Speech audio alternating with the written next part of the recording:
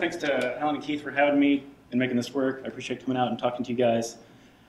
Thanks for the introduction. A little bit about myself. I am a Senior Enterprise Data Magistrate. If you're not familiar with that title, it's basically like an architect that's way more self-righteous and more full of themselves by an order of magnitude. So today we're going to talk about speeding up Hello World with, oops, wrong talk.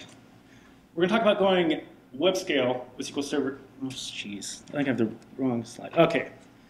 Today we're going to talk about why DBAs are the chosen ones. You guys agree with that, right? Does anyone want to hear this talk? No?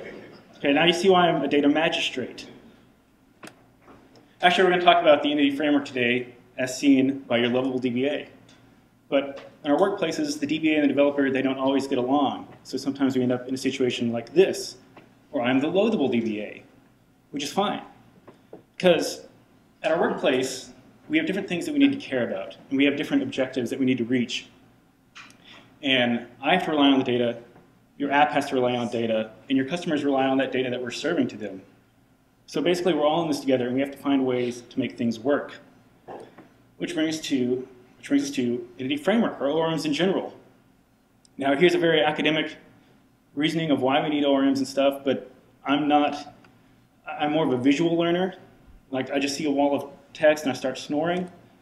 So I came up with some visual cues to help us learn object relational mismatch and how we deal with it. Again, we have objects, Slimer, we have relations, Peter, and we have mismatch. These two don't go together. But that's for nerds. But not everyone is a nerd. So there's ways to express this to common folk. We have objects, we have relations, and we have a mismatch. Right? But I wanted something a little more specific towards Springdale since I'm here visiting.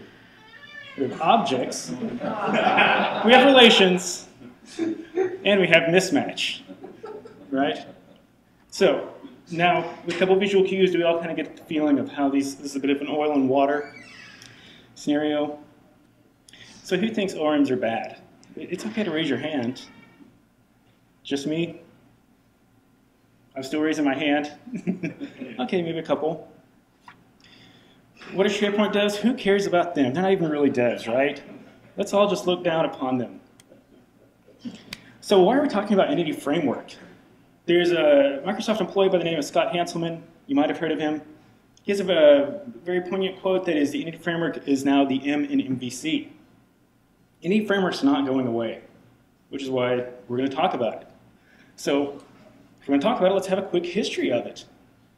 Entity Framework started off in version 1, which was, just a pile of crap, right?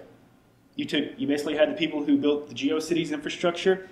They were all let go and told to build an ORM. Microsoft hired them, and that's how we got Entity Framework 1. But, things progress. We get rid of 1. We skip version 2 because 1 was so bad. And then they decide to line up Entity Framework versioning with .NET versioning, which is why we went from EF1 to EF3.5 and EF4. And now that we're having a .NET 4, we're going to have EF5. So it kind of lines up, but kind of not. So it's kind of like that weirdness that is the Entity Framework. So if you read a lot about Microsoft and Microsoft blogs, you get a real cool depiction of Entity Framework, right? They make it look awesome. Let's new up a couple tables, let's connect, let's do some queries, let's build a blog that has 2 rows. This is awesome, this is easy. We can knock out a blog post in 150 words. However, when you leave the blog sphere and you go to actually use this stuff, it isn't quite like what you were sold. Data types, Microsoft still struggles with finding a match between SQL Server data types and your C# data types, or VB. Does anyone here stuck doing VB? Oh man, sorry guys. But moving on, has anyone here used Entity Framework, especially the early versions of that EDMX thing? It was incredibly brittle. I don't know how many times. Like, I thought the designer in Management Studio, which is what I've had to slum through from time to time, I thought that was bad until I got to this EDMX designer thing, and I'm really good at breaking code on my own, and then using that thing was just causing me all sorts of problems. There's also the ORM issue in general. There's a scenario called N+1, where typically when you're using a relational database, you want to do a set-based operation to get back a lot of rows in one call, one unit of work. giving all the data. It's very easy with an ORM to get in a scenario called N+1, where instead of getting 1 unit of work for 10 rows, you get 10 units of work, which is very bad in a relational type system. There's all sorts of other different things that, that's slowly being addressed. But the key thing here is that you have to pay attention. So what I'm told a lot is like, we have to use an ORM because like, what if we switch our databases? What if we start using Oracle tomorrow? But I find like that, like we don't ever just switch our data layer overnight, right? Like how often does that happen? Never. Like we're .NET programmers, we use SQL Server, we eat it up. It's like we're not switching our platforms. That's kind of one of those reasonings that I scoff at. Like it's not going to happen, and we're not going to do it overnight. That's going to be like a drawn-out thing. There's going to be migrations and all sorts of stuff. So anytime someone uses this as a reason to use an ORM, because we're just going to be switching data layers every week, I don't buy it. So .NET, does anyone use Mono or familiar with Mono? It's basically open source .NET. Who thinks that any framework works great on an open source .NET platform? It doesn't. But this is something that's changing. So one of the things that's happened with any framework 5.0 is that they've decided to open source it. You've seen a lot of cool open source stuff coming from Microsoft now. The web stack with ASP.NET, that's being open sourced. And any framework just got open sourced. And now in the alpha channels, you're starting to see it being worked into Mono. Again, this is part of how, it's not going to go away. And although it had a trouble beginning, the story is getting better for any framework. So what are the implications of open source? One of the problems is it's still like tightly bound to particular .NET runtimes. And if you're using like an Hibernate or any of the other microprograms, you don't have that same type of baggage necessarily. So that's one thing that hopefully going forward, that'll be more decoupled and more like a part that you can just plug and play and be more flexible. So ORMs. Who likes an ORM because it replaces SQL? No one? One? The thing is, an ORM doesn't replace SQL. Like, you still have to know SQL. You still have to know the database. All it does is it abstracts it. It just hides it a bit. And if you, the more you try and hide something, the more you're probably going to end up getting bit by it, right? Like, you can ignore a tumor. You can abstract it, with your clothes. I can wear loose fit clothing to hide my tumor, but it's still there. I'm going to have to deal with that at some point, right? That's probably just a really bad example. Here is an execution plan from SQL Server. So you're familiar with execution plans? Basically, you issue a statement to SQL Server, parses it out. It's a cost-based engine. Run some heuristics, it makes a plan. So who wrote this? Did a machine write this? Did an ORM write this? Or did a very fine DBA like myself do it? It doesn't matter. What your SQL looks like, who cares? Except that's the thing. Everything nowadays goes through an optimizer, and it just shreds whatever our human hands write anyways, or what our ORM throws at it. All we want to do now is trick the cost-based engine into coming up with the best plan. And DBAs, they write bad code. App devs, you guys write bad code. We all write bad SQL. So this is another argument that I hear from DBAs that saying, man, this ORM just writes crap for code. Who cares? Execution plans are what we should be focusing on, right? We want to know how SQL's interpreting our intentions. Again, the more you try and abstract your ORM and ignore it, the more you can start getting bit on this side. So, do you ever use a website called Stack Overflow? It's pretty much like what we all use now. So they started using Link to SQL in their early days, but it was just too slow. Their usage went, they start serving pages much faster than the ORMs could handle. And if you can see, any framework's kind of embarrassing speed-wise. It's 12 times slower than your data readers.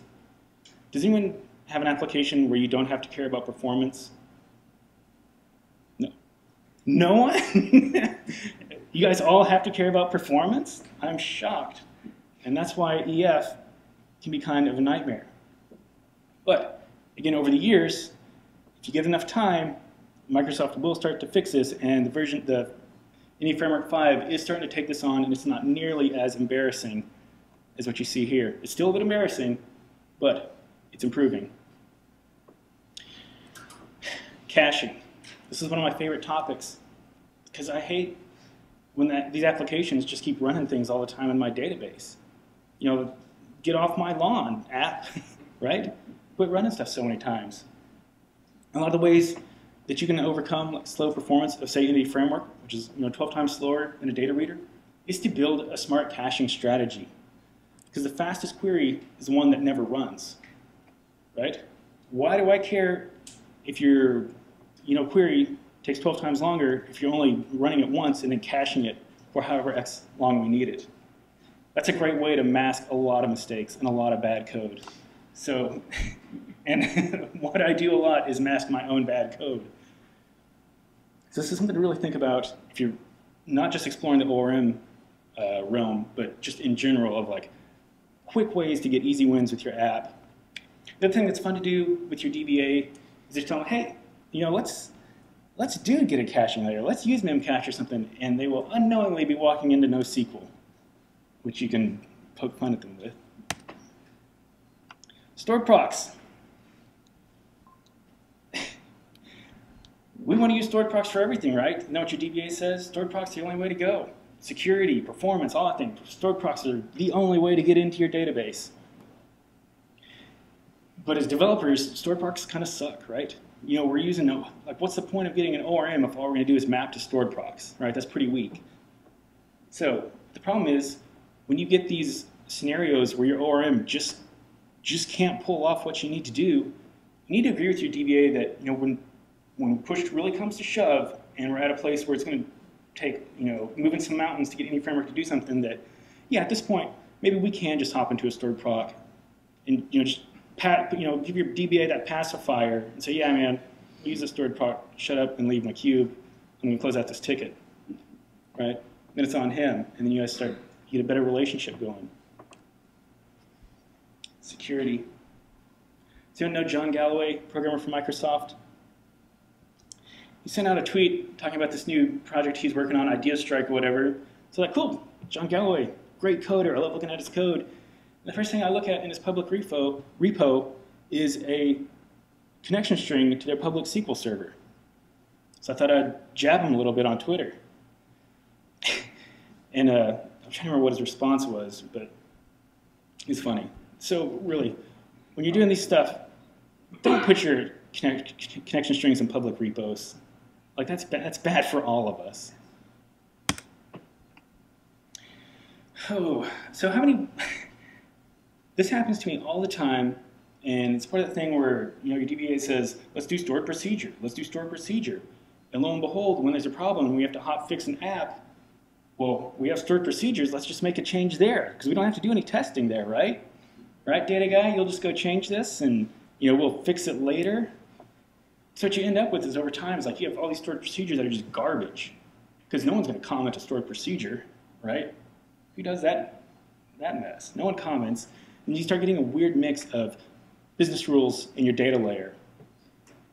So one of the things I like about an ORM from the data side is that it gets me out of that compromising position where I have to bend over and put a hotfix into a stored procedure that's not been tested. Because no one wins in that scenario, and you start really laying landmines to step on when you go down that path. The other thing is profiling. ORMs, if you don't care about them, you can end up writing a lot of bad code. And one way to really tick off your DBA is saying, hey man, we're just about to launch 1,000 queries, why don't you pull up SQL Profiler and tell us what's up? Like that's not going to happen. That's needle in a haystack stuff. All you can do is make me mad. And what you should really be doing is taking a little initiative and start profiling your app. Does anyone want a book on profiling? First hand that goes up. Lots of tools out there to profile your app and not take off your DBA. Because in any given software shop, there's 10, 15, 20 of you guys per one of me. When I'm looking at your app queries in SQL Profiler, which sucks and is awful, I don't have any understanding of what the intent of the application is. You have the code, you have the connection string, you have the call. Profile your app, and let's get along. Don't push your problems on me when you can just fire up one of these profilers, and figure it out for yourself. We're gonna look at a profiler in a minute. Yeah. We have DBAs who lock profilers out of it, so we can't get to it. Everyone makes mistakes. Personally, I mean, that's just a bad thing to do. So we have to work around it, but it makes it interesting. Yeah, I don't know what to tell you, that sucks. I mean, I don't do that. Part of the reason why we have a dev environment is to let devs, go to town on a box. I'm not a real fan of the DBA who says that we have to treat dev like production and lock it down. So, dev, on our dev environments, I let the devs be owners. Do whatever you want. We're all working together to solve a problem. So if I want to be a douche and lock down development so you can't do your job, so you can't help me, I mean, that's on your DBAs. Problem is, when Microsoft does one of their cool updates to Entity Framework and starts breaking profilers. That's a lose-lose situation, but they will fix it. So looking forward, we've said a few times that Entity Framework slowly gets better. Does it get as better and as quickly as all the open source alternatives? No, it's slow. Like most Microsoft release cycles, they're slow.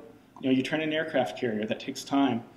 And a lot of the open source alternatives, they can iterate a lot faster, and they have a lot more eyes on it and building it. And they're solving real problems because you use it, you see where it's breaking, and then you do your pull request and fix it. And that is a hard pace to match. But with the Entity Framework now being open sourced and already taking pull requests, that situation is probably going to change. It should get a lot better. All right, enough slides, because slides are pretty boring. Who wants to see some code? Who wants to see how bad my code is? Keep in mind, I'm not a full-time programmer. I just play one at user groups. So here's our app. It's a typical MVC app. If you look at our connection string, nothing fancy. Just a basic connection string to localhost. All there is to it. We've all seen this. We've all done this. This is what I'm going to be passing to Entity Framework. So there's nothing weird that goes on here. And I think we're going to be using Entity Framework 4.1. And I'm using a repository pattern. Do you guys like that? I'm trying to communicate with your repository patterns, your singletons. We've had discussions about that before. I heard, which is why I wanted to bring it up and see if I get any stink eyes or something. But there's a time and a place for everything, right? It's software development. How many silver bullets are there for every scenario? I'm using a repository pattern. If this was RavenDB or MongoDB or some NoSQL solution, I'd probably ditch the repository pattern. But in this case, it's fun, it's cool. If you're a type A, it's really fun and really cool. If not, eh. What we're going to be calling is basically taking one of the data dumps from Stack Overflow, sucked it up into a SQL Server, and that's what we're going to be calling. This isn't code first, but it's using a code first engine, but I didn't necessarily build this in the actual code first way because I'm a DBA in code first. It doesn't, yeah, I'm a deep database first guy. I can't help it. I have dysfunctions too. I'm human. But code first is cool. That's definitely a product that's improving. We're starting to get that more at the place where I work. One place where code first doesn't jive is if you're on that shared dev environment. Because if I'm trying to tune different things and push different indexes behind the scenes, and you're overriding it with code or just destroying objects, because code first requires a certain level of permissions that I don't think any DBA is comfortable handing out. If you can new up and destroy databases, like a SharePoint server, that's a red flag for a DBA. So that means that the first second, your crappy code gets hacked, they can tear down everything on the box, because your ORM required the ability to destroy objects and new up databases and destroy them. that doesn't jive. But if you tweak your dev environment and you get your DBA to loosen up a bit and have a localized version on every dev's box so they can even work from home or work from Starbucks or whatever, if your DBA gets them out of your face, like, you know, the best DBA is the one you never see, or the best app dev is the one you never see. Kind of like queries that never run. A lot of my job is just like getting rid of people and bad queries. I get the two confused. But when you take that step, that next logical progression in your dev environment where all the devs have their own local DB, Code First has a totally different role at that point, because then they can, you know, submit their changes and do it all locally and not impact a main dev or a main testing system. And that can go up in source control. And there's a lot of tools now that let you interact with your SQL servers from source control, which has been a very neglected part of the .NET arsenal. I mean, it's something that's really baked into like Active Record and a lot of the Railsy stuff. That's why they're so good at it and why it's so commonplace there and why there's so few DBAs on that side as opposed to on the .NET side where it's been kind of like frowned upon. But we're digressing. We're not going to necessarily look at any Code First, but it's definitely worth pursuing. And migrations have gotten a lot of work, worth checking out. But again, if you're on a shared database environment, I wouldn't. You're probably going to be signing up for some conflicts if you get on that route. So in our little data project here, we're going to look at the posts thing first. Who likes static typing? Cool. I hate that EDMX. We talked about it earlier. Other people's here, you know, we're all using our gag reflex to not just make a scene here. When I said that EDMX designer thing, it sucks. But one of the cool things about Code First is that I no longer need that awful EDMX thing. I can just new up my class that I need right here. So this is a post class. As you can see, I use a data annotation to say that post ID is going to be my primary key. I do some data types. I pull it all together, and then I have this connector class, and you can call it whatever you want. But basically, this connector class is going to go and say posts, bind it to the post table in my database set. Is everyone following this? If you remember from the web config, my connection string, there it is again in a more static type way, DB context. And if we look in the database at our post table, right here, we see again post ID, primary key, post type ID. Looks very familiar with this, although moved around a little bit. So who likes this so far? Who thinks that's pretty easy to grasp, right? This isn't hard. ND-frame is very approachable, right? And you can even engineer a lot of this stuff. Like, again, I'm kind of old school. I typed it out. That's not necessarily the way I'd recommend doing it, but again, I'm a bad developer. I'm a much better DBA. So when I'm writing code, I typed it out. I don't have to. If you're doing this in the real world, just auto-generate these classes. Auto-generate these classes. Keep going. So our control in our app, let's just fire up our app real quick.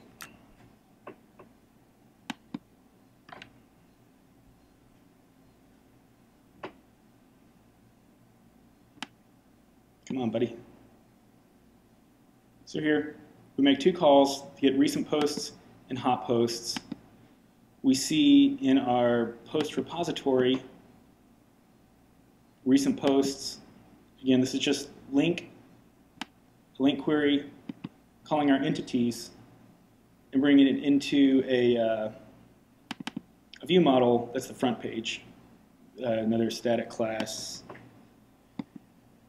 No,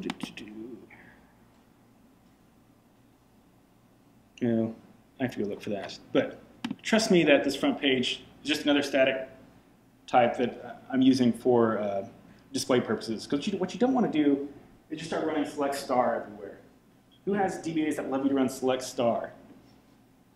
Who has DBAs that do that really sneaky trick of at the end of every table, they add a computed column that's 0 divided by 1, so that every time a dev does select star, they get errors, because it's always going to try and return that, divide that error. So sometimes the only way to get a message across is through a very painful lesson. So again, you never want to do that because any framework's already slow enough. You want to make it slower by adding a bunch of overhead and pulling a bunch of data you don't need, right? This doesn't apply to ORMs. This applies to your data calls in general. Even if you're using stored procs, only return what you need, because the rest is just a waste. You don't want to be wasteful. You want to be pragmatic, right?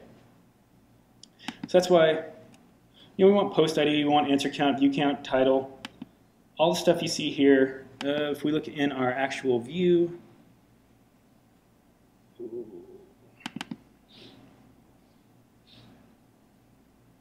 answer count, tags, all the stuff that's in our static class.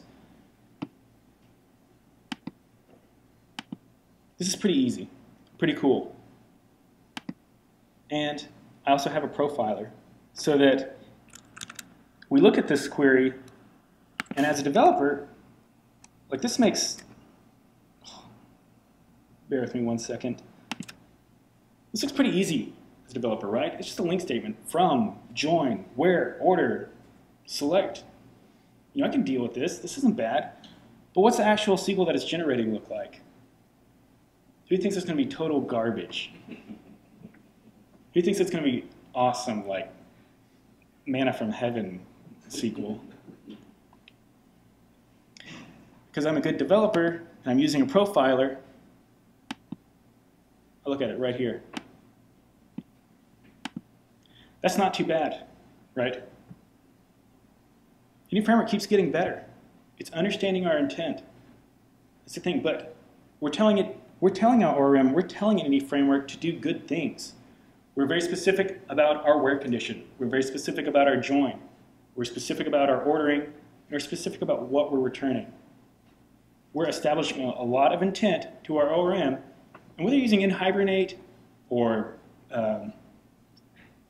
any framework or whatever, it is relying on your intent. It can't magically know what you want to do. So like the dumber things you tell it to do, the dumber things it's going to do. Does that make sense? This is where, like, the more you try and abstract and just pretend that it's going to make awesome SQL, I don't have to worry about it because it does SQL, that doesn't work. That doesn't fly. Like, you have to know what you're doing and you have to care. And that's why, if you don't care, just run a profiler because it will care for you. Again, we're not ticking off our DBA by trying to get show plan rights on the SQL server. We're not telling him to wade through a bunch of stuff in SQL Profiler trying to find what our app's doing. We have a hook right into our application that is pulling up the page. It's establishing what was run. It has different heuristics that run and tell us when we're doing something wrong. So even if I don't know any framework, I'm just a dude that lied on my interview. I got hired. I've been assigned something, so I just have to kind of figure it out and make it work. Well, dude, I'll just bring up a profiler because it's going to tell me what's going on. When something's going on wrong, because again, when you're profiling an ORM, these profilers, they can do pattern matching. They can look for problems because a lot of these problems repeat themselves, right? We all make the same mistakes. That's why Stack Overflow is so popular. We all screw up the same ways. And if you apply heuristics to that, to your patterns, to your human behavior, the way and get instant feedback, a red dot that lets you click on what you're doing to screw up, like that's awesome, right? So even though I'm a hack and I don't know what I'm doing, and I lied on my interview and I still got hired anyway, I can completely pretend I know what I'm doing because this thing will just help me do my job, right? And this is way better than ticking off my DBA. I'll slowly learn this stuff because has anyone seen an any framework book? Has anyone seen War and Peace? Just change the covers out because they're huge and like that's a lot to learn. It's a crazy amount to learn. I mean, we all have lives, we all have different things going on.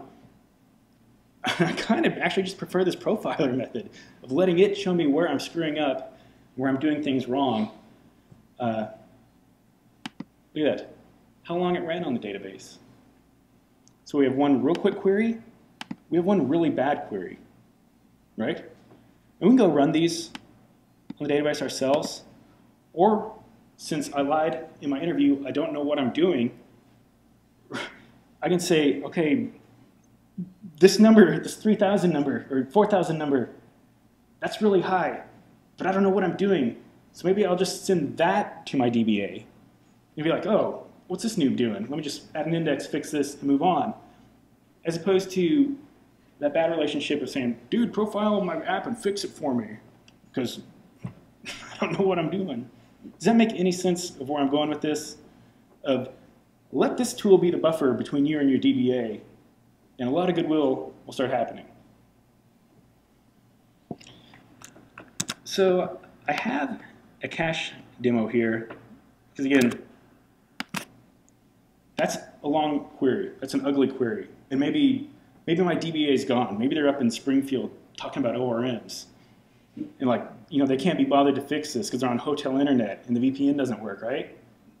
It's a plausible scenario, right? Very plausible scenario.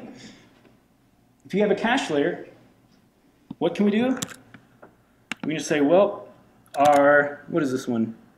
I think that's our hot posts. That's running slow.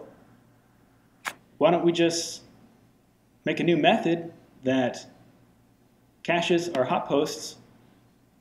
This isn't getting a fancy Redis infrastructure or a fancy Memcache infrastructure or an incredibly hard to use, painful, but it kind of works app fabric caching infrastructure. This is just using what the .NET framework is giving you. And again, just give a simple keyword, create a simple cache policy, and just do a little logic. It says cache it if it's the first call, use the cache if it's every call after that for 45 seconds. We go to our controller, we just comment out the old way, bring in the new cache way, and bam, problem solved. We're not bugging our DBA while he's gone. A very happy DBA. So when he gets back, he's not going to yell at you. He's going to be in a good mood. He'll buy you a beer, right? Because you're making everyone's life's getting easier, and our app's getting better. So we're starting to care, and we're solving problems, and we're working together, and we're not just playing political games at work. So that's that.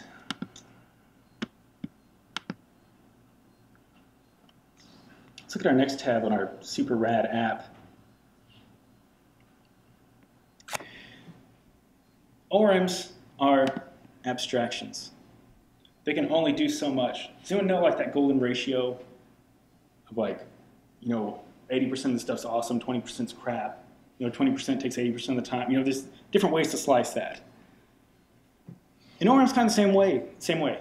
It's good at like 80% of the stuff. You know, it's awesome. You can do all your basic CRUD. Easy peasy. But then things can get a little more complicated. Because again, not all of our apps are stupid blog demos, right? So there comes a point where, God forbid, you have to use SQL.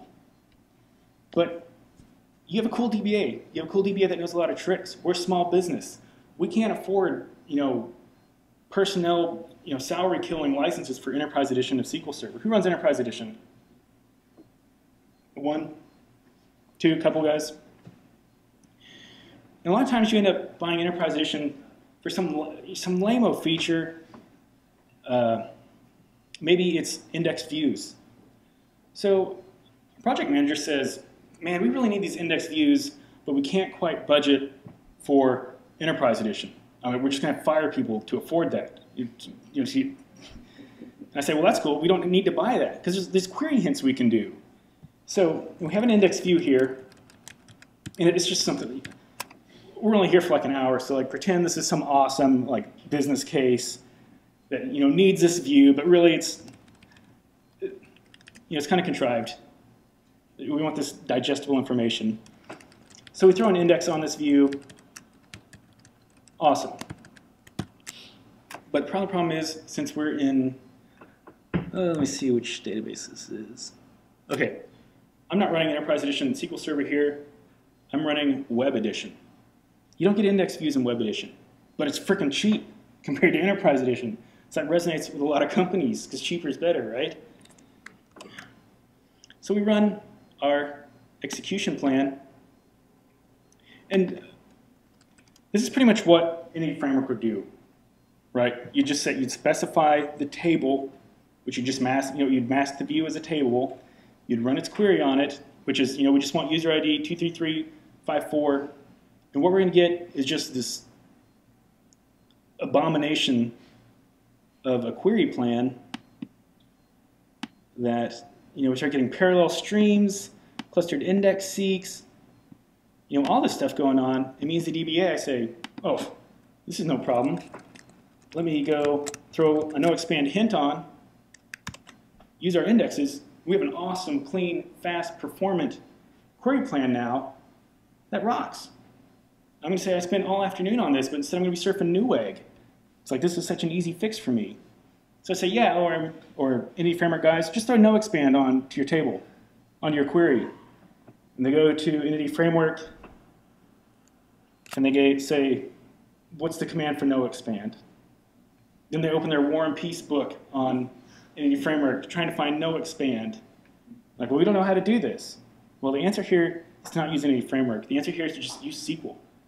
Always have a way to drop out to SQL. Right? Get rid of your abstraction. Let's do this, and let's not fire someone to buy Enterprise Edition. Does that make sense? Your ORM isn't the answer for everything. And in some cases, it's complete garbage. Do you guys like this tidbit, this no expand? The free way to get indexed views without wasting money on Enterprise Edition? Lots of cool ways to hack SQL Server to trick it so you don't have to buy Enterprise Edition. This is one of the fun ones.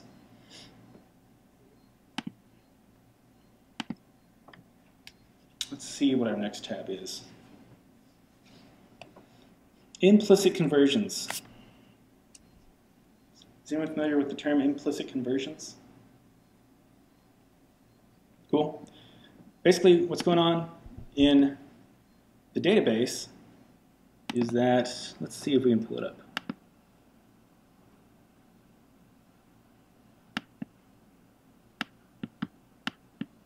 Yeah, this isn't working quite like I planned. Oh, 1 second.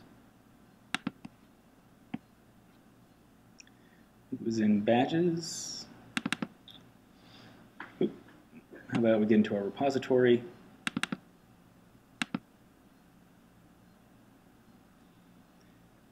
Oh, let's get in the right repository. Here's the function we're calling get user, get it by display name, a string. Does this look very familiar to everyone? Give you the first record where display name matches display name. We just declared it as a string. Does anyone know what that defaults to in any framework? Or what data type just a string is? There you go, bingo, awesome. We're developers, we don't care about the database. We're just going to leave everything a string in varchar max. Let's go look at our users table and see what our data type is. Display name. It's a varchar 50. Has anyone tried to run a Unicode string against an ANSI string SQL Server? It's not good. You end up having to call your DBA while he's in Springfield saying, why is our app so slow now? Like, what are you talking about? I have an index on display name. It should be fast. And I tested it myself. The query runs like that. I don't know what problem you guys are having. It's because you didn't care about your data type.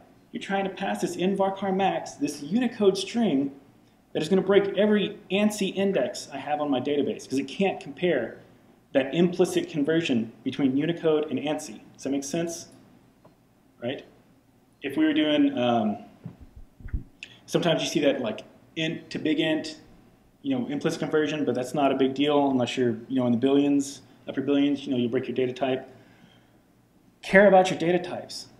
So the thing is, if everything's an in varchar max to you, a gigantic fat-ass Unicode string, that's not good for performance. Disks are cheap. Does everyone hear that? Disks are cheap. Who cares about data types? But your memory on your server isn't necessarily cheap. And if you want a fast SQL Server, you want as much as your data in your SQL Server cache as possible. Because there's caches everywhere. You have your CPU caches. You have your RAID controller caches. You have your disk caches. You have caches in SQL Server called the buffer cache. And so the more data you can fit in there, so there's not having to call these slow disks, the better, because your performance is just going to skyrocket. Just like adding an index, performance shoots up.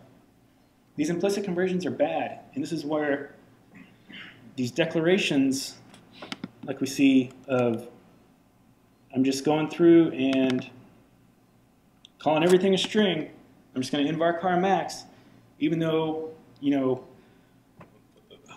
who's going to have a 2 gig long email address? Right? No, it doesn't make any sense. It's just good pragmatic development. You know, if the max we're ever going to deal with is 75 characters and it's only going to be ANSI, let's put in an ANSI data type with the max length of 50. I don't know it off the top of my head.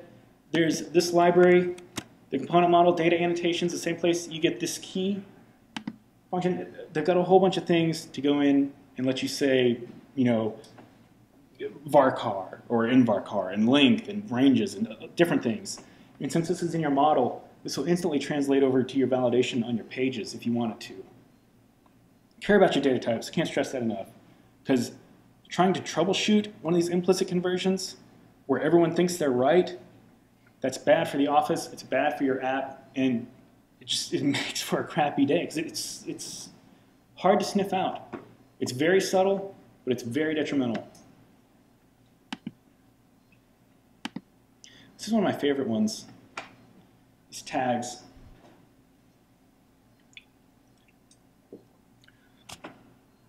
This is not something I fault an app dev for doing. Go to our tag repository. We just have a basic form here, right? We want all the tags in Stack Overflow that deal with Postgres. So we click our button, and our wheel's just spinning.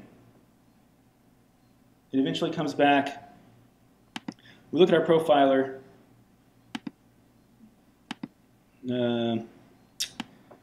We see this. We see it took 6,000 milliseconds. Who has a DBA that loves seeing this syntax? Like wildcard.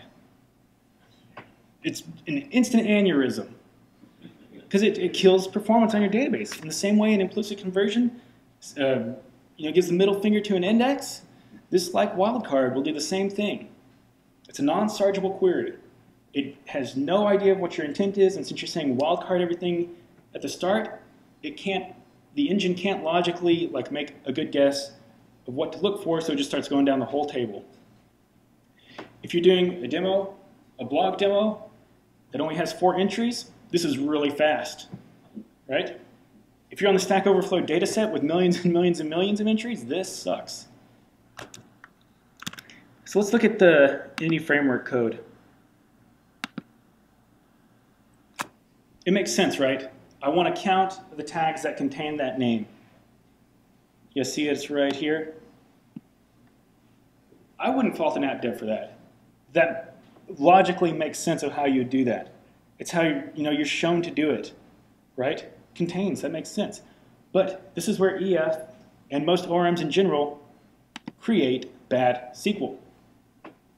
So the way you address this is something called a full text index in SQL Server.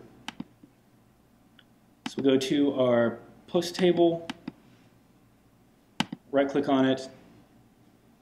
Since we're .NET developers, we love GUIs, right? You get a nice GUI for this. How about I click on the right thing? So we say properties. What column? Tags are what we're searching. Tags is the English term. This is pretty simple to do, right? It's a GUI. We click. We know we're doing text searching on tags. We check mark. It'll create a full text index. You can come back, right click, say populate that index. Done in moments. However, to query it isn't necessarily straightforward. So here, we're leaving Entity Framework. Because Entity Framework, or most of our ORMs, they're not going to accomplish this task for us. They're just going to say contains, and I'm going to crap on your database. That's how we do it.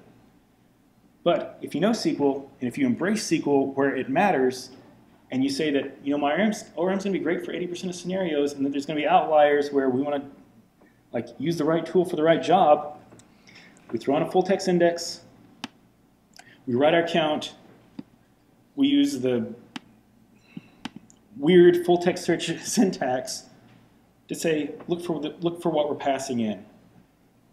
Then if we go to our actual app, where's my controller? We come in, give it a little comment, magically switch it out. We call our query that is doing the full text search. It's going to seem a little slower at first because we're having to recompile. Actually,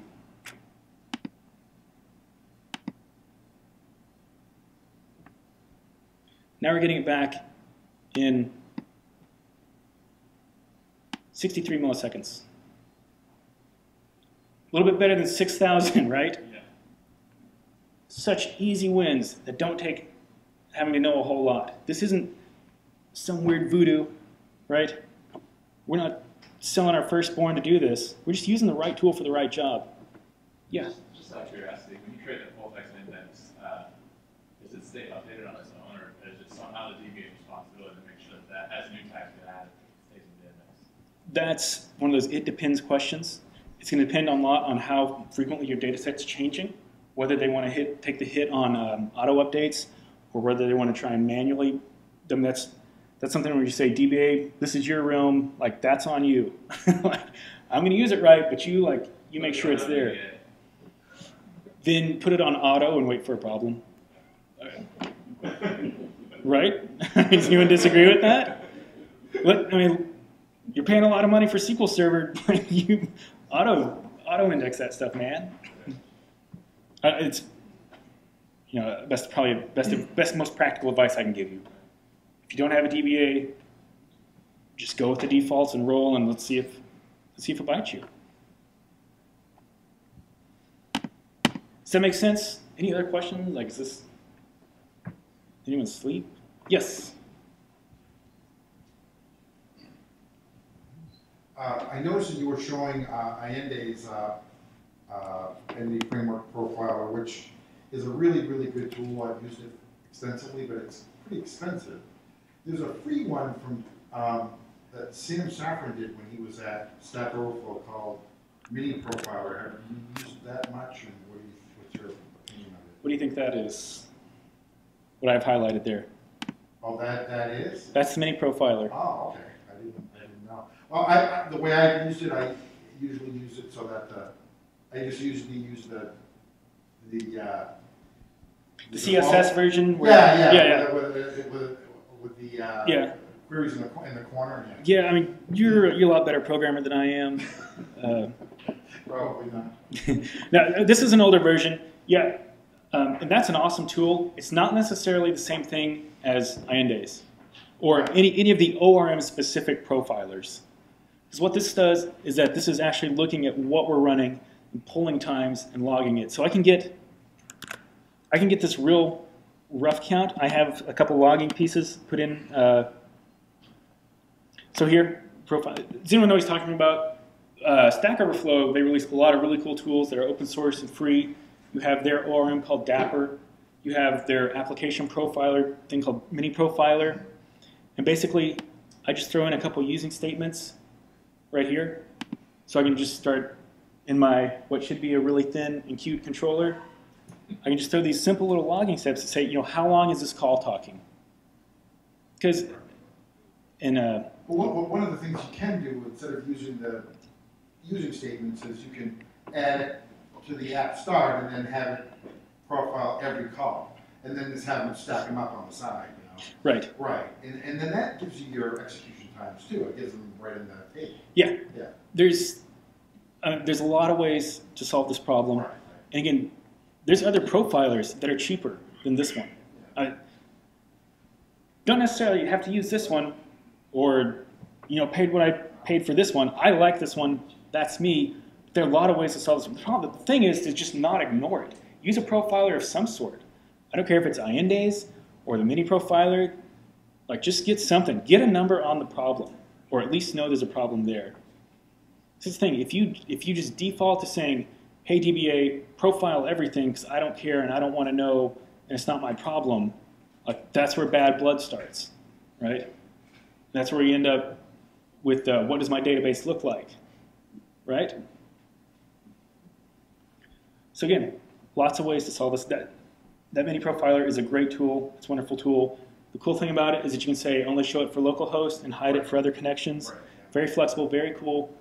Again, I like this one. I like how it tells me when things are going wrong. So here it's saying, you're returning way too many rows. I say, well, no, I'm not. That's what my ticket said. I need to return 200,000 rows for this drop down. Well, that's stupid. Like, who's going to use a select list with 200,000 rows in it? Like, come on, man. Yeah, the thing about mini profilers, like, it'll show you if you're doing an n+1, but you have to know what it looks like. You have to know that it's an n+1, whereas this will just come right up and tell you, hey, read you're more. doing an n+1. Yeah. Right. So, and another thing to do, if you have a team of 20 devs, you don't have to buy 20 licenses to this profiler software. Buy one, have one dude care about it, have one dude, comb over the code. Because, I mean, you don't have to sit and, like, swim in this all day. I mean, even though it takes, just takes one person to pee in the pool, this can, light that pee up as red and let you know to stay away from that part of the pool, right? So again, I just have one person do it, and it doesn't have to be this one, it can be any profiler. But just have someone that gives a crap, that can look at it and profile, and you're going to learn really quick, like, what bad habits you have. And it's going to tell you here. And then after a while, you'll get code that has really good habits and that's really clean, and you won't have to do stuff like this as often. You can definitely get away with a mini profiler and look for outliers or things that just set off a red flag.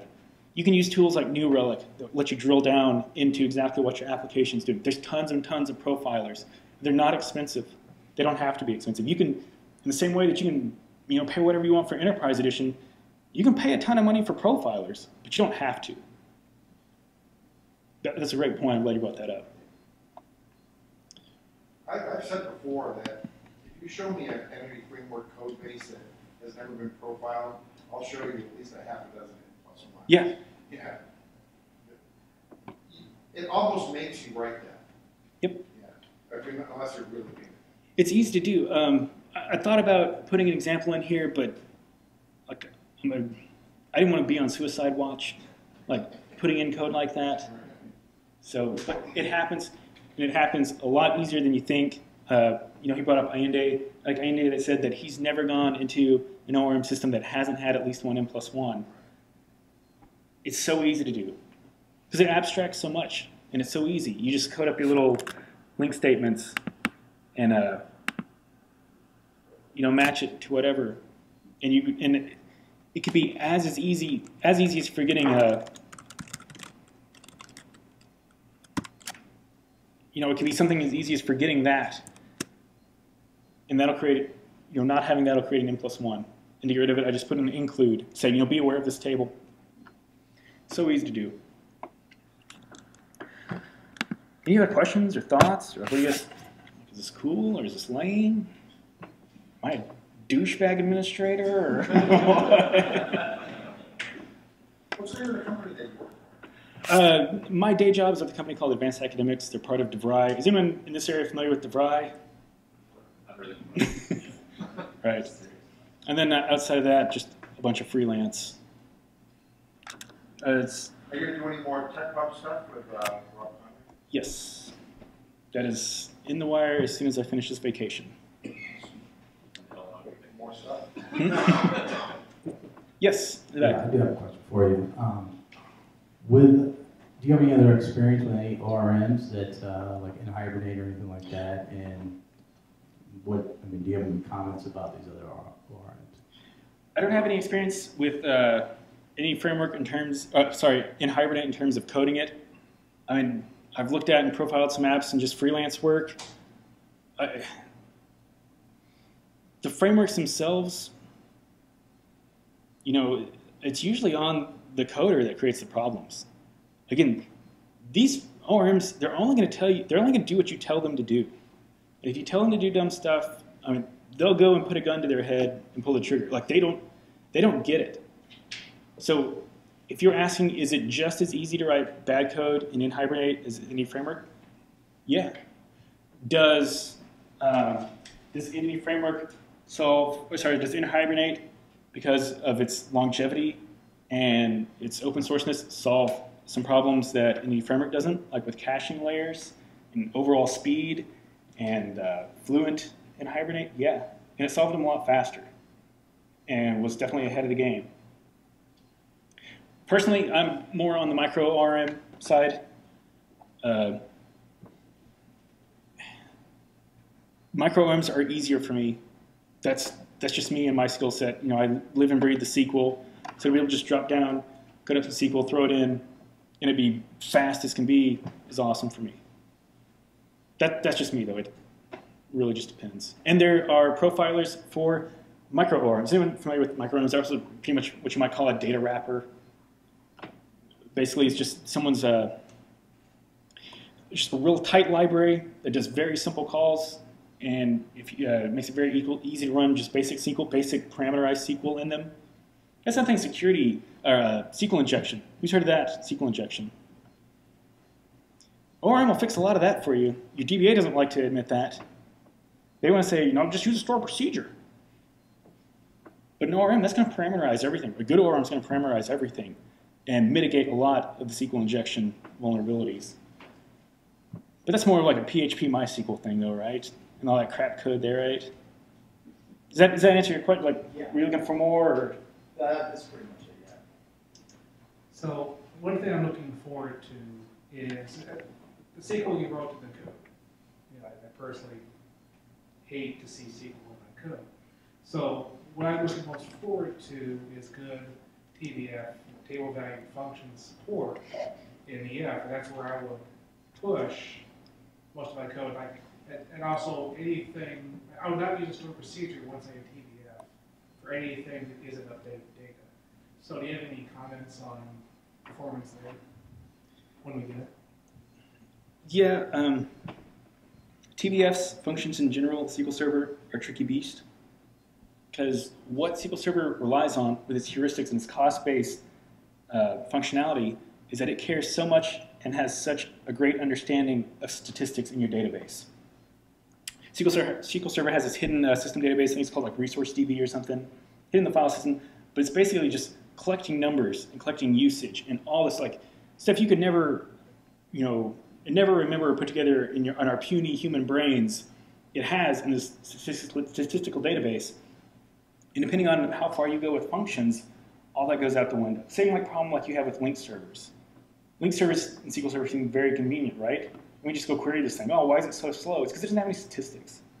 When it doesn't have statistics and it just treats everything as one row, you know, if you have 50 million rows and the stats only think you have one row, you're just asking for detrimental performance. But I think you bring up a good point with any framework and how many like data types and stuff it doesn't support. Enums, it didn't support. I think it might do that now. Table valued functions, I think that's finally coming.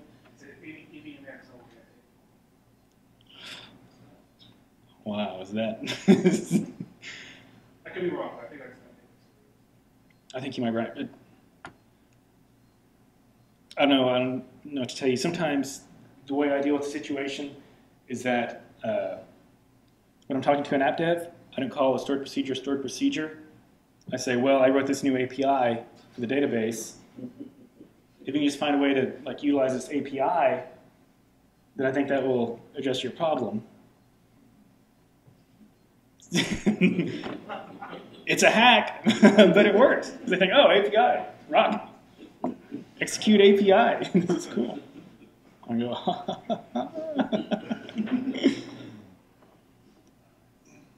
does that answer your question good enough, or you'll just let it? You're not going to bust my balls on it. Anything else? Any other questions? Doesn't have to necessarily be about ORMs. Just want to vent. I mean, this can be green. database therapy session. Yeah, I want to say something. Yeah, go for it. We always see online and here in the news, you know, like the developers always have meetings and the developers always have something.